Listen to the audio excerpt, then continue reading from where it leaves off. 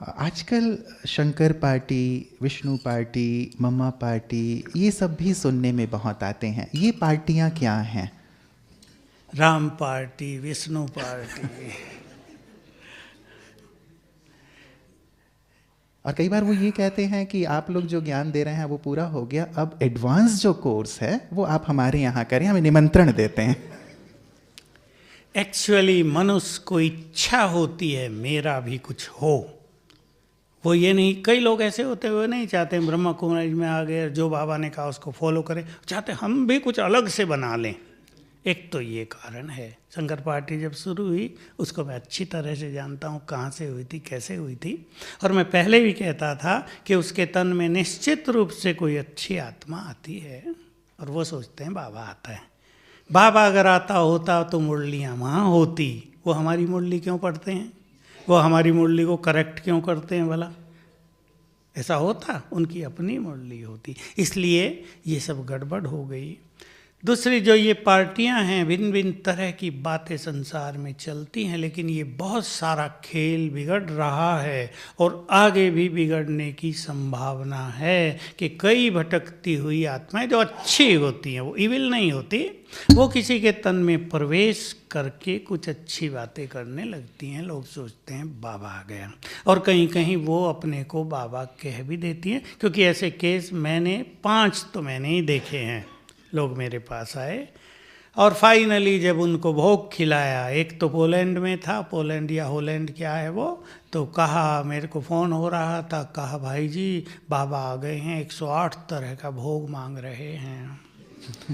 मैंने कहा बाबा नहीं है, बाबा और मांगे, तुम्हें विश्वास हो गया? मैं कहा अच्छा 2-4 तरह का बना के खिला दो। खिलाया, खाते ही कहा मैं बाबा नहीं हूँ, मुझे भोग खाना था, इसलिए मैंने ये की रूप बनाया था। तो इन आत्माओं को भोग खाना होता है, कुछ पीना होता है, इसलिए बाबा बन के आ जाती हैं। इस चक्रव्यूह में जो उलझेगा वो पछताएगा और फिर सब कुछ गंवा के वापस वहीं आएगा जहाँ से गए थे। इसलिए इन सब चक्रों से मुक्त रहना। जब सत्य मिल गया या नहीं, फिर भटकन क्यों? मैं भी सोचा करता हूँ ये लोग भटक क्यों रहे हैं। आज यहाँ थे, कल शंकर पार्टी में जा रहे, परसों राम पार्टी में, फिर वो परम शांति पार्टी में, क्योंकि उन्हें यहाँ सत्य मिला नहीं, तो वहाँ भी नहीं मिलेगा। जब परम सद्गुरु के पास परम सत्य नहीं मिला तो किसी और के पास सत्य मिलेगा?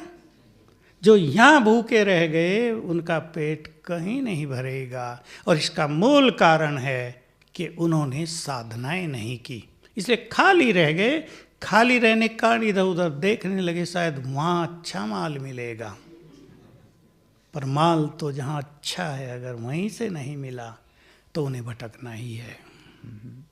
तो मेहता जी, ऐसे लोगों को क्या जवाब दें? कई बार वो निमंत्रण देते हैं कि आप भी संत शंकर की संतान। उनके निमंत्रण को प्यार से कहो, बहुत अच्छा आपने हमें बुलाया, लेकिन हमें तो वो चीज़ मिल गई जो चाहिए थी, अब हमें भटकने की ज़रूरत नहीं है।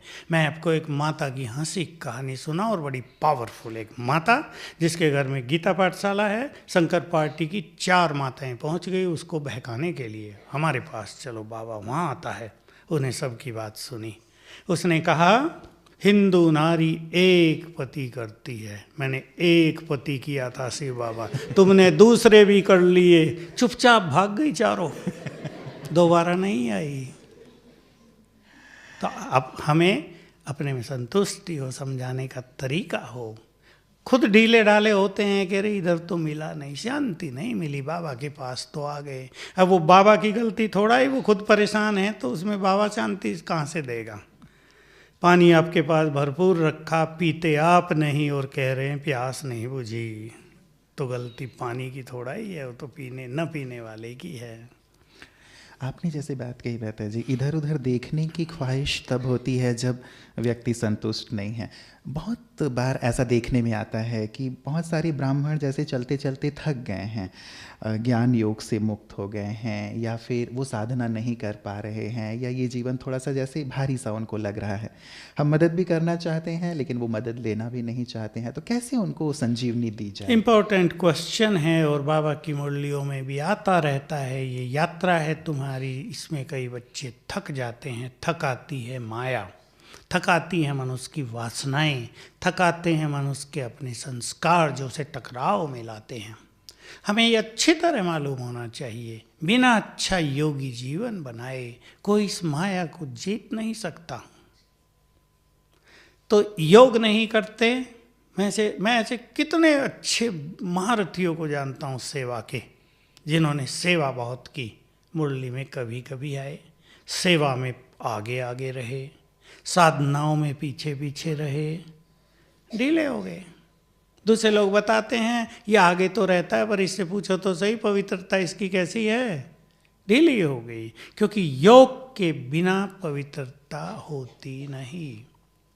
इसलिए सबको बहुत अच्छी साधना करनी चाहिए, अपने को खुद बदलना चाहिए। और मैं बहुत पहले से क्लासेज में एक बात कहता था कि जैसे सन 50 में सेवाएं शुरू करने से पहले यज्ञ को बेगरी पाठ से गुजरना पड़ा, क्या संभव था कि भगवान के यज्ञ में कुछ न हो जो सारे संसार को खिला सकता है ऊपर बैठ के ही? ये पेपर लिया बाबा ने, पेपर लेकर कच्चों को निकालना था उसको। अब भी ये बीच का समय परीक्षाओं का चल रहा है, कच्ची आत्माएं जा रही हैं और उनको जाने में ही यज्ञ की भलाई है। क्योंकि यज्ञ में 1000 लोग हो और बहुत कच्चे हों तो यज्ञ कमजोर होगा, और 10 लोग हों, शेर और शेरनी हो, तो यज्ञ बहुत स्ट्रांग होगा। इसलिए ये बीच का परीक्षाओं का काल है। कुछ लोग जा रहे हैं, कुछ लोग हार मान रहे हैं। मैं आपको एक गहरी बात और सुनाऊं, कोई भी निगेटिव सोचना नहीं। बहुत बहुत साल पहले जब मैंने ज्ञान लिया था, कहीं मुरली में पढ़ा था, मुझे बस धुंधली धुंधली वो स्मृति रहती है, लेकिन पक्की समाई हुई वो बात अंदर में। संपूर्ण निश्चय बुद्धि केवल रतन ही होते हैं। ज़्यादा सोचना नहीं इस बात को, अगर आप गहराई समझ नहीं पाते, बस सुन लिया आपने, विचार करना। मैं देख रहा हूँ अच्छे अच्छे लोग, संशय बुद्धि। संशय ये नहीं कि बाबा नहीं है, ये संशय नहीं होता। अरे भाई मेरे से पूछते हैं चुपचाप, विनाश ही नहीं हो रहा, आखिर कब तक चलना पड़ेगा? मुझे समझ में आता है कि आत्मा थक गई है, बहुत पुराने हैं, लंबे साल से हो रहे। अरे भाई बाबा आ नहीं रहे, अब होगा क्या आखिर? किससे मिलने लोग आएंगे मधुबन में? तो दादियाँ भी जा रही हैं, होगा क्या? तो क्या है कि जो बाबा की, ध्यान से सुनना, भगवान की संसार को बदलने की जो प्लानिंग है उसको बहुत लोग नहीं जानते। इसलिए थोड़े बहुत क्वेश्चंस, वो डाउट के रूप में भी नहीं होते, क्वेश्चंस के रूप में होते हैं, वो उठते रहते हैं। लेकिन यदि हम बाबा की प्लानिंग को ठीक से समझते हों, कैसे उसको युग बदलना है, तो हम बिल्कुल साक्षी हो जाएंगे, निश्चिंत हो जाएंगे, हमें पता रहेगा क्या होने जा रहा है। इसी पे एक इम्पॉर्टेंट सी बात रहता है जी, कई बार यज्ञ में जब हम थोड़ा सा ऊपर नीचे देखते हैं, उथल पुथल सा देखते हैं, ऐसा नहीं होना चाहिए, ऐसा हमें लगता है व्यावहारिक स्तर पर, तब मन में आता है कि क्या केवल ज्ञान योग करते रहें या हम भी अखाड़े में कूद पड़ें और थोड़ा सुधारने की कोशिश करें? अखाड़े में कूदने के लिए तो बहुत लोग तैयार हैं, लेकिन किसी लीडर की ज़रूरत है। लीडर मिलेगा। आप बिल्कुल ठीक प्रश्न किया। यज्ञ में भी वैसा कुछ अच्छा नहीं होता जैसा होना चाहिए। मैं सोचा करता हूँ इस यज्ञ से विनाश ज्वाला प्रकट होनी है, और विनाश ज्वाला से पहले अमित योग की ज्वाला प्रकट होनी है।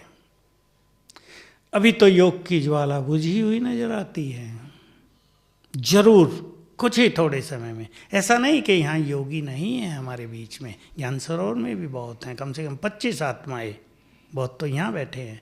कई बहुत अच्छे योगी हैं, पांडवन में भी हैं, शांतिवन में भी हैं, लेकिन वो छुपे हुए हैं क्योंकि दूसरी तरह के लोग ज़्यादा हैं। इसलिए एक ऐसी लहर अब यज्ञ में चलेगी कि यहाँ तपस्या ही तपस्या होगी, आध्यात्मिक लहर फैलेगी और ये तीनों स्थान महान तीर्थ बनेंगे। इसलिए मैदान में कूदने की इच्छा तो आपके साथ मुझे भी होती है, लेकिन कोई मुझे रोक लेता है। अभी वेट फॉर सम टाइम, समय आ रहा है, एक बड़ी चेंज आने वाली है। माता जी, ऐसा ही एक प्रैक्टिकल सा प्रश्न किसी ने कहा है कि बाबा कहते हैं कि सभी के प्रति शुभ भावना रखो और हर एक के प्रति शुभ भावना बिना कुछ खर्च किए ही रखी जा सकती है, परंतु यदि कोई ज्ञानी तो आत्मा, वो भी आयु में छोटा हो, बार बार अपमानित करे, दिल को आहत करे, तो मन में उसके लिए घृणा भाव घर कर जाता है, जिससे उसके लिए जो भावना होनी चाहिए वो जैसे बिगड़ सी जाती है, स्थिति भी खराब होती है। अब इस प्रैक्टिकल सिचुएशन में क्या करें? बिल्कुल, छोटा हो या बड़ा हो, कोई व्यक्ति अगर बार बार गलत व्यवहार करे, हमारा इंसल्ट करे, बोली ऐसे बोले बहुत खराब, तो उसके लिए शुभ भावना रखना कठिन काम तो है, असंभव तो नहीं। मुझे याद है बाबा की बात, चाहे कोयले से भी ज़्यादा काला हो, याद आ गया आपको? आपको तो शुभ भावना रखनी है। हीरा सिंह याद आया? रावण से भी भयानक हो, कोयले से भी ज़्यादा, कोयले से ज़्यादा काला तो मुझे नहीं लगता कोई होता हो, इसके कपड़े भी नहीं होंगे उतने तो लेकिन अभी वो अपना काम कर रहा है, हम थोड़ा उससे डिटैच हो जाएं, हम अपने पूर्वज के स्वमान में रहें, क्योंकि कभी कभी हमारे साथ कोई आत्मा हमसे पूर्व जन्मों के हिसाब किताब लेने भी आती है।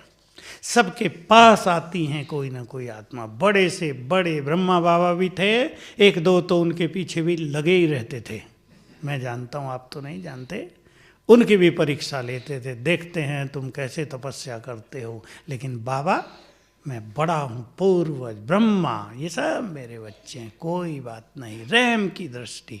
तो शुभ भावना से पहले होनी चाहिए रहम की दृष्टि, क्योंकि वो आत्मा उस समय परवश है, हमने उसे किसी तरह पूर्व जन्मों में कष्ट दिया है, वो इमर्ज हो रहा है, वो बदले की भावना उसके अंदर जग रही है, इसलिए वो हमारा सामना करता है बार बार। इसमें हम क्षमा याचना, रहम दिल, अपनी पूर्वज की स्थिति में स्थित होंगे तो चलो शुभ भावना न भी रहे, पहले रहेगी हमारी अलिप्त स्थिति। ये बहुत इम्पोर्टेंट है, हम निर्लिप्त रहेंगे उस चीज़ से, उसके शब्दों से, उसकी इंसल्ट के प्रभाव से जल्दी अपने को बाहर रखेंगे और फिर हमारी थोड़ी भी शुभ भावना उस पर असर अवश्य करेगी। जी।